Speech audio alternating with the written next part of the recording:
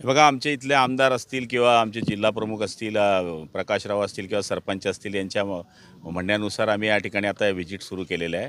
आणि ही व्हिजिट करत असताना या ठिकाणी हे लक्षात येतं आहे की पूर्वीचं पडगा आणि आताचं पडगा हे मला वाटतं काय लोकांना वेगळं वाटतं आहे, अशा पद्धतीचं चित्र या ठिकाणी निर्माण करण्यात आलेलं आहे. BMCकडून आम्ही या गावाला पाणी मिळत होतं, पण आता ह्या गावाचे 2 गाव झाल्यामुळे एका गावाला पाणी देऊ नये अशा पद्धतीचं चित्र BMC निर्माण करते आहे.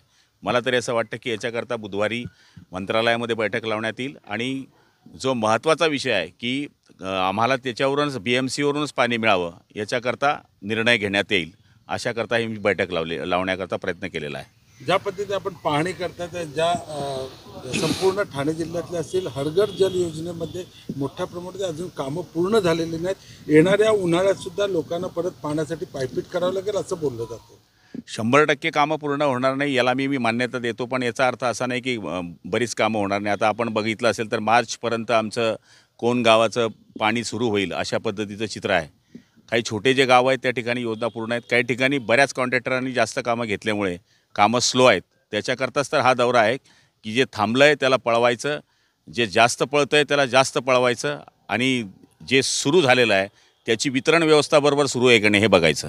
ताणलेलं शहापूरबद्दल काय म्हणाल? कारण शहापूर आपण बघतोय की अनेक वेळा त्या ठिकाणी पाण्याची भीषण टंचाई पाहायला मिळते. बावली हा सगळ्यात आवडता आणि संवेदनशील जर विषय कोणाचा असेल तर तो माजी मुख्यमंत्री आणि सध्याचे उपमुख्यमंत्री शिंदे साहेबांचा आहे. त्याच्यामुळे आज त्याचाही दौरा आम्ही या ठिकाणी लावलेला आहे आणि महिलांच्या डोक्यावरचा हंडा खाली उतरवावं हे जे पंतप्रधानांचं स्वप्न होतं, हर घर जल हर घर नल, ते पूर्ण करण्याकरता हे सरकार कटिबद्ध आहे.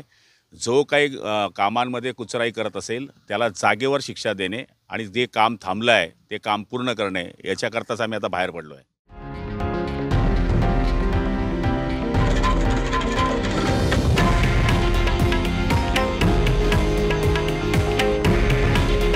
हे आहे देशातील नंबर 1 न्यूज नेटवर्क आणि आपण पाहत आहात TV9 मराठी. काळजी तुमची, हित महाराष्ट्राचं.